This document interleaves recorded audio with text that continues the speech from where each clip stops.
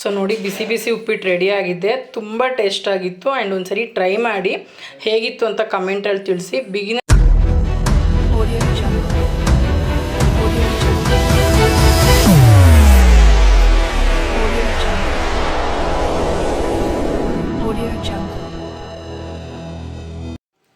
So hi friends, welcome back to Jyoti Nutan Kannada vlogs.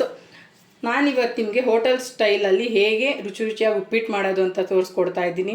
ಉಪ್ಪಿಟ್ಟು ಅಂದಿದ ತಕ್ಷಣ ಏನು ಉಪ್ಪಿಟ್ಟ ಅಂತ ಅಂದ್ಕೊಬೇಡಿ. ಇದು ಆ್ಯಕ್ಚುಲಿ ಹಸೆಕಾಳು ಯೂಸ್ ಮಾಡಿಬಿಟ್ಟು, ಇವಾಗೆಲ್ಲ ತೊಗರಿಕಾಳು ಸೀಸನ್ ಅಲ್ವಾ, ಸೊ ಹಸೆಕಾಳು ಯೂಸ್ ಮಾಡಿಬಿಟ್ಟು ಮಾಡ್ತಿರೋದು. ತುಂಬ ರುಚಿಯಾಗಿರುತ್ತೆ. ಉಪ್ಪಿಟ್ಟು ಲೈಕ್ ಆಗದೆ ಇರೋರು ಸಹ ಈ ಥರ ಒಂದ್ಸರಿ ಮಾಡ್ಕೊಂಡು ತಿಂದರೆ ನಿಮಗೆ ಲೈಕ್ ಆಗುತ್ತೆ. ಇನ್ನೂ ಯಾರಾದರೂ ನನ್ನ ಚಾನಲ್ ಸಬ್ಸ್ಕ್ರೈಬ್ ಮಾಡ್ಕೊಂಡಿಲ್ಲ ಅಂದರೆ ಸಬ್ಸ್ಕ್ರೈಬ್ ಮಾಡ್ಕೊಳ್ಳಿ. ಇದೇ ರೀತಿ ನಿಮ್ಗೆ ಯೂಸ್ಫುಲ್ ಆಗೋ ಥರ ಡೈಲಿ ಲೈಫಲ್ಲಿ ನಮ್ಗೆ ಯಾವ ರೀತಿ ಅಡುಗೆ ಮಾಡಿದ್ರೆ ಯೂಸ್ ಆಗುತ್ತೆ, ಬೇಗ ಆಗುತ್ತೆ ಅನ್ನೋ ಥರ ವೀಡಿಯೋಸ್ನ ನಾನು ಅಪ್ಲೋಡ್ ಮಾಡ್ತಾ ಇರ್ತೀನಿ. ಸೊ ಒಂದ್ಸರಿ ಹೋಗಿ ಚೆಕ್ ಮಾಡಿ. ಸೊ ಬನ್ನಿ, ಜಾಸ್ತಿ ಕಾಯಿಸಲ್ಲ ನಾನು, ಯಾವ ರೀತಿ ಮಾಡೋದು, ಏನೇನು ಇಂಗ್ರೀಡಿಯೆಂಟ್ಸ್ ಬೇಕು ಅಂತ ವೀಡಿಯೋ ಸ್ಟಾರ್ಟ್ ಮಾಡೋಣ. ಸೊ ನೋಡಿ, ನಾನಿದು ಇಬ್ಬರು ಕ್ವಾಂಟಿಟಿ ತೋರಿಸ್ತಿರೋದು. ಸೊ ಒಂದು ದಪ್ಪನಾದ ಈರುಳ್ಳಿ ಹೆಚ್ಚಿಟ್ಕೊಂಡಿದ್ದೀನಿ, ಒಂದು ಚಿಕ್ಕ ಟೊಮೆಟೊ ಹಚ್ಚಿಟ್ಕೊಂಡಿದ್ದೀನಿ, 4 ಹಸಿಮೆಣ್ಸಿನ್ಕಾಯಿ, ಒಂದು 5-6 ಹಸೆ ಕರಿಬೇವು ಇಟ್ಕೊಂಡಿದ್ದೀನಿ. ಆ್ಯಂಡ್ ಇದು ಪಟ್ಲು ಅಳತೆಯಲ್ಲಿ ಇಬ್ರಿಗೆ ಆಗೋಷ್ಟು ರವೆ ಹುರಿದಿಟ್ಕೊಂಡಿದ್ದೀನಿ, ಬನ್ಸಿ ರವೆ ಇದು. ಸೊ ನಿಮ್ಮ ಮನೇಲಿ ನೀವು ಯಾವ ಲೆಕ್ಕದಲ್ಲಿ ತಿಂತೀರೋ ಆ ಅಳತೆಯಲ್ಲಿ ಎಷ್ಟು ರವೆ ಬೇಕೋ ಹಾಕ್ಕೋಬೋದು. ಆ್ಯಂಡ್ ಕ್ಯಾರೆಟ್, ಹುಳ್ಳಿಕಾಯಿ, ಆಲೂಗಡ್ಡೆ ಆ್ಯಂಡ್ ಹಸೆ ತೊಗರಿಕಾಳು ನಾನು ಇದನ್ನು ಹಚ್ಚಿ ಬೇಯಿಸಿ ರೆಡಿ ಮಾಡಿ ಇಟ್ಕೊಂಡಿದ್ದೀನಿ.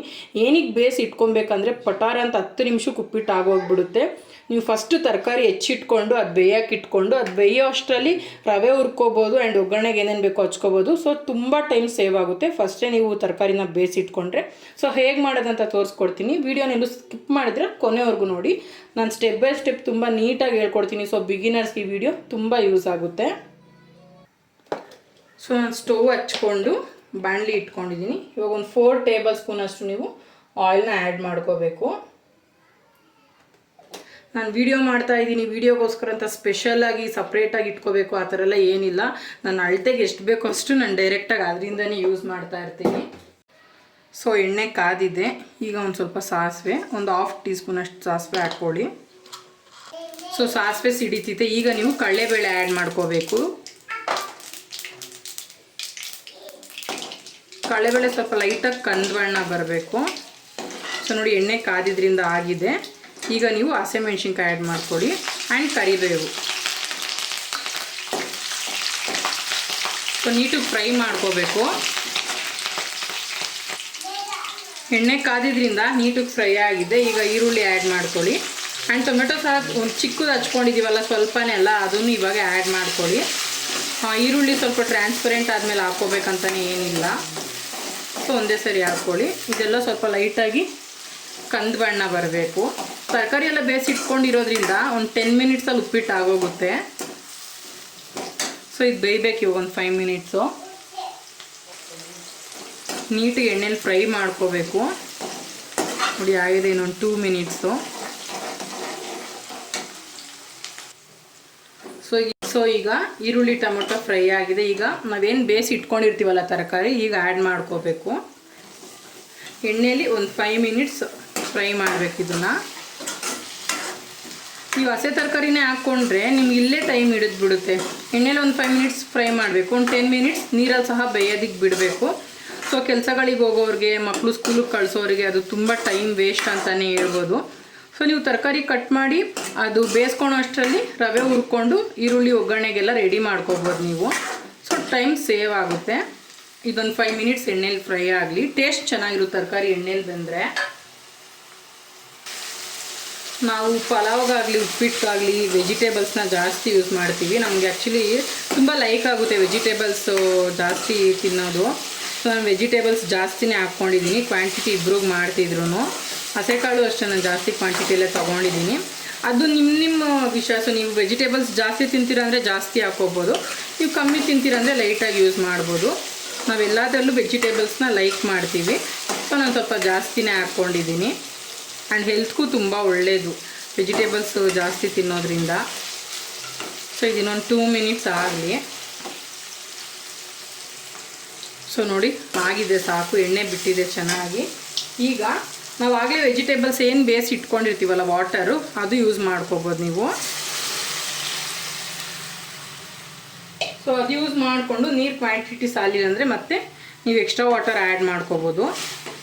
ನಾನು ಸ್ವಲ್ಪ ಉದ್ರುದ್ರಾಗೆ ಮಾಡ್ತೀನಿ, ಸೊ ವಾಟರ್ ಜಾಸ್ತಿ ತಗೊಳಲ್ಲ, ಸಾಕಷ್ಟೇ. ಸೊ ಈಗ ನೀವು ರುಚಿಗೆ ಎಷ್ಟು ಬೇಕೋ ಅಷ್ಟು ಉಪ್ಪನ್ನ ಆ್ಯಡ್ ಮಾಡ್ಕೊಳ್ಳಿ. 1 ಟೇಬಲ್ ಸ್ಪೂನಷ್ಟು ಸಾಕಾಗುತ್ತೆ. ಅಂದರೆ ಉಪ್ಪಿಟ್ಟಿಗೆ ಉಪ್ಪು ಸ್ವಲ್ಪ ಜಾಸ್ತಿನೇ ಆಗಿಬಿಡುತ್ತೆ, ನೋಡಿಕೊಂಡು ಆ್ಯಡ್ ಮಾಡ್ಕೊಳ್ಳಿ. ಸೊ ಇವಾಗ ನೀರು ಕುದಿಯೋದಕ್ಕೆ ಬಿಡಬೇಕು. ಸೊ ನೋಡಿ ನೀರು ಕುದೀತಿದೆ. ಈಗ ನಾವು ಹುರಿದಿಟ್ಕೊಂಡಿರೋಂಥ ರವೆನ ಆ್ಯಡ್ ಮಾಡ್ಕೋಬೇಕು. ಕೈ ಆಡಿಸ್ತಾನೆ ಇರಬೇಕು ರವೆ ಬಿಡುವಾಗ. ಸೊ ಸ್ವಲ್ಪನೇ ಬಿಟ್ಕೊಂಡು ಮತ್ತೆ ನಾವು ಕೈ ಆಡಿಸ್ತಾ ಇರಬೇಕು. ಒಂದೇ ಸಮ ಬಿಟ್ಟರೆ ಗಂಟು ಕಟ್ಟಿಬಿಡುತ್ತೆ. ಸೊ ಸ್ವಲ್ಪನೇ ಹಾಕ್ಕೊಂಡು ನೀಟಾಗಿ ಕೈ ಆಡಿಸ್ಕೊಳ್ಳಿ.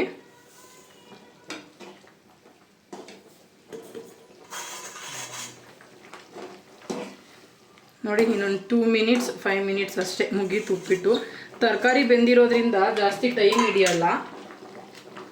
ಸೊ ರವೆ ಹಾಕಿದ್ಮೇಲೆ ಫ್ಲೇಮ್ ಮೀಡಿಯಮ್ ಇಟ್ಕೊಂಬಿಡಿ, ಇಲ್ಲಾಂದರೆ ಅದು ಕುದಿಯೋವಾಗ ಎಲ್ಲ ಸಿಡಿಯುತ್ತೆ. ಇದನ್ನೊಂದು 2 ಮಿನಿಟ್ಸ್ ಬೇಯೋದಕ್ಕೆ ಬಿಡಿ. ಮತ್ತು ಸೆಂಟ್ರಲ್ಲಿ ನೀವು ಕೈ ಆಡಿಸ್ಕೊತಾ ಇರಬೇಕು. ಸೊ ನೀಟಾಗಿ ಕೈ ಆಡಿಸ್ಕೊಂಡು ಈ ಥರ ಪ್ಲೇಟ್ ಕ್ಲೋಸ್ ಮಾಡಿ ಒಂದು 2 ಮಿನಿಟ್ಸ್ ಬೇಯೋದಕ್ಕೆ ಬಿಡಿ. ಸೊ ಮಧ್ಯ ಕೈ ಆಡಿಸ್ಕೊತಾ ಇರಬೇಕು ನೀವು, ಇಲ್ಲಾಂದರೆ ತಳ ಹಿಡಿದ್ಬಿಡುತ್ತೆ. ಸೊ ಮಿಕ್ಸ್ ಮಾಡಿಕೊಂಡು ಮತ್ತೆ ಪ್ಲೇಟ್ನ ಕ್ಲೋಸ್ ಮಾಡ್ಕೊಳ್ಳಿ. ಮತ್ತೆ ಒಂದು 2 ಮಿನಿಟ್ಸ್ ಆದಮೇಲೆ ತೆಗೆದು ಕೈ ಆಡಿಸ್ಕೋಬೇಕು. ಸೊ ಈಗ ಮತ್ತೆ ತೆಗೆದು ನೀಟಾಗಿ ಮಿಕ್ಸ್ ಮಾಡ್ಕೊಳ್ಳಿ. ಫ್ಲೇಮ್ ಫುಲ್ಲು ನೀವು ಕಮ್ಮಿ ಇಟ್ಬಿಡಬೇಕು. ನೋಡಿ ಇನ್ನೊಂದು 2 ಮಿನಿಟ್ಸು, ಇನ್ನೂ ಸ್ವಲ್ಪ ರವೆ ಇದೆ. ಒಂದು 2 ಮಿನಿಟ್ಸ್ ಆದರೆ ನೀಟಿಗೆಲ್ಲ ಬೆಂದಿರುತ್ತೆ. ಸೊ ಮತ್ತೆ ಇವಾಗ ಪ್ಲೇಟ್ನ ಕ್ಲೋಸ್ ಮಾಡ್ಕೊಳ್ಳಿ. ಆ್ಯಕ್ಚುಲಿ ತುಂಬ ರುಚಿಯಾಗಿರುತ್ತೆ, ಒಂದ್ಸರಿ ಟ್ರೈ ಮಾಡಿ. ಸೊ ಮತ್ತೆ ಇವಾಗ ತೆಗೆದು ನೀಟಾಗಿ ಮಿಕ್ಸ್ ಮಾಡ್ಕೋಬೇಕು. ಏನಕ್ಕೆ ಪದೇ ಕೈ ಆಡಿಸ್ಕೋತಾ ಇರಿ ಅಂತ ಹೇಳ್ತೀನಿ ಅಂದರೆ ತಳ ಹಿಡಿದ್ಬಿಡುತ್ತೆ, ಇದು ರವೆ ಅಲ್ವಾ. ಸೊ ನೋಡಿ ಘಮ ಅಂತಿದೆ. ಹಸೆಕಾಳು ಬೇರೆ ಯೂಸ್ ಮಾಡಿರ್ತೀವಲ್ಲ, ಸೊ ತುಂಬ ಚೆನ್ನಾಗಿರುತ್ತೆ. ನಾನು ಸ್ಟೆಪ್ ಬೈ ಸ್ಟೆಪ್ ಬಿಗಿನರ್ಸ್ಗೆ ಯೂಸ್ ಆಗೋ ಥರ ತುಂಬ ಚೆನ್ನಾಗಿ ಹೇಳ್ಕೊಡ್ತೀನಿ. ವಿಡಿಯೋ ಸ್ವಲ್ಪ ನಂದು ಲೆಂತಿ ಇರ್ಬೋದು, ಬಟ್ ಸ್ಟೆಪ್ ಬೈ ಸ್ಟೆಪ್ ನಿಮಗೆ ಹೇಗೆ ಮಾಡಬೇಕಂತ ತುಂಬ ಚೆನ್ನಾಗಿ ಹೇಳ್ಕೊಟ್ಟಿರ್ತೀನಿ. ಬಿಗಿನರ್ಸ್ಗೆ ತುಂಬ ಯೂಸ್ ಆಗುತ್ತೆ. ನನ್ನ ಚಾನಲ್ ಸಬ್ಸ್ಕ್ರೈಬ್ ಮಾಡ್ಕೊಳ್ಳಿ, ಇದೇ ಥರ ನಾನು ವೀಡಿಯೋಸ್ನ ಅಪ್ಲೋಡ್ ಮಾಡ್ತಾ ಇರ್ತೀನಿ.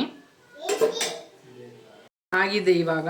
ಸೊ ಗ್ಯಾಸ್ನ ಆಫ್ ಮಾಡ್ಕೋಬೇಕು. ಆಫ್ ಮಾಡಿಕೊಂಡು ನೀಟಾಗಿ ಮಿಕ್ಸ್ ಮಾಡ್ಕೋಬೇಕು. ನೋಡಿ ಆ್ಯಕ್ಚುಲಿ ಉದ್ರಾಗೂ ಆಗಿದೆ, ಸಾಫ್ಟಾಗೂ ಆಗಿದೆ, ತುಂಬ ಚೆನ್ನಾಗಿರುತ್ತೆ. ಒಂದ್ಸರಿ ನೀವು ಮನೇಲಿ ಮಾಡಿ ಟ್ರೈ ಮಾಡಿ. ಹಸೆಕಾಳು ಉಪ್ಪಿಟ್ಟಂತೂ ಆಲ್ಮೋಸ್ಟ್ ಎಲ್ಲರಿಗೂ ಫೇವ್ರೇಟ್ ಇರುತ್ತೆ. ಸೊ ಒಂದ್ಸರಿ ಟ್ರೈ ಮಾಡಿ ಹೇಗಿತ್ತು ಟೇಸ್ಟ್ ಅಂತ ಕಮೆಂಟಲ್ಲಿ ತಿಳಿಸಿ ನನಗೆ. ಇನ್ನೂ ಯಾರಾದರೂ ನನ್ನ ಚಾನಲ್ ಸಬ್ಸ್ಕ್ರೈಬ್ ಮಾಡ್ಕೊಂಡಿಲ್ಲ ಅಂದರೆ ಸಬ್ಸ್ಕ್ರೈಬ್ ಮಾಡ್ಕೊಳ್ಳಿ, ಬೆಲ್ಲೈಕನ್ ಮೇಲೆ ಕ್ಲಿಕ್ ಮಾಡಿ. ಸೊ ನೋಡಿ ಬಿಸಿ ಉಪ್ಪಿಟ್ಟು ರೆಡಿಯಾಗಿದೆ, ತುಂಬ ಟೇಸ್ಟಾಗಿತ್ತು. ಆ್ಯಂಡ್ ಒಂದ್ಸರಿ ಟ್ರೈ ಮಾಡಿ ಹೇಗಿತ್ತು ಅಂತ ಕಮೆಂಟಲ್ಲಿ ತಿಳಿಸಿ. ಬಿಗಿನರ್ಸ್ಗಂತೂ ನನ್ನ ವೀಡಿಯೋ ತುಂಬಾ ಯೂಸ್ ಆಗುತ್ತೆ ಅಂತ ಹೇಳ್ಬೋದು. ಸೊ ಈ ವಿಡಿಯೋನ ಇಲ್ಲಿಗೆ ಎಂಡ್ ಮಾಡ್ತಾ ಇದ್ದೀನಿ. ಇನ್ನೂ ಯಾರಾದರೂ ನನ್ನ ಚಾನಲ್ ಸಬ್ಸ್ಕ್ರೈಬ್ ಆಗಿಲ್ಲ ಅಂದರೆ ಸಬ್ಸ್ಕ್ರೈಬ್ ಮಾಡ್ಕೊಳ್ಳಿ. Thank you.